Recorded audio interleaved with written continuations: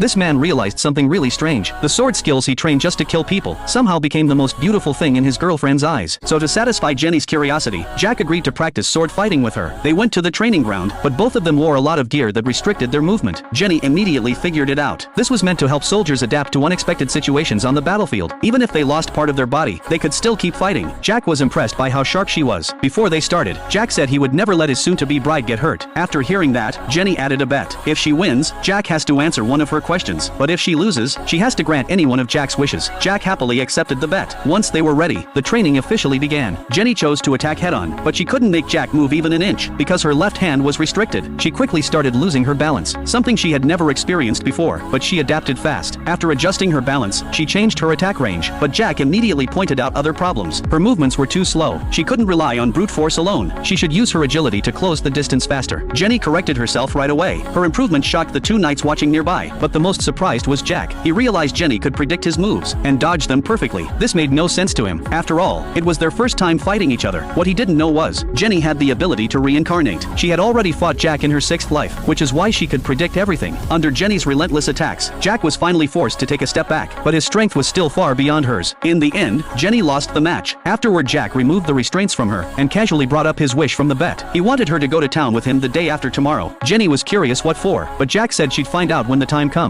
Noticing that Jenny was exhausted, Jack picked her up. Even though they had agreed not to touch each other, he figured wearing gloves didn't count as breaking the rule. Jenny tried to resist, but she couldn't escape his arms at all. Jack then changed the subject. He asked what she would have asked him if she had one, but being held like that, Jenny couldn't bring herself to say it, so she just let him carry her back to her room. In the blink of an eye, it was the next day, because he suddenly had to command the night watch. Jack didn't sleep at all. The butler suggested he take a nap, but since it was daytime, Jack chose to keep working. Seeing this, Jenny dragged him back to his room. In her 4th life, she had worked as a noble lady's maid, so she knew a few ways to help people fall asleep. At first, she tried just staying by his side, but that didn't work at all, so she switched methods. She lay beside him and gently stroked his chest, mimicking the rhythm of a heartbeat to calm him down. Then her attention was drawn to the wound on his neck. After getting his permission, she carefully touched it. She couldn't understand why his body was covered in so many scars. Before they knew it, it was already afternoon. Jenny had fallen asleep. When she opened her eyes, she realized Jack had been awake for a while, and he had been watching her the whole time, which made her incredibly embarrassed.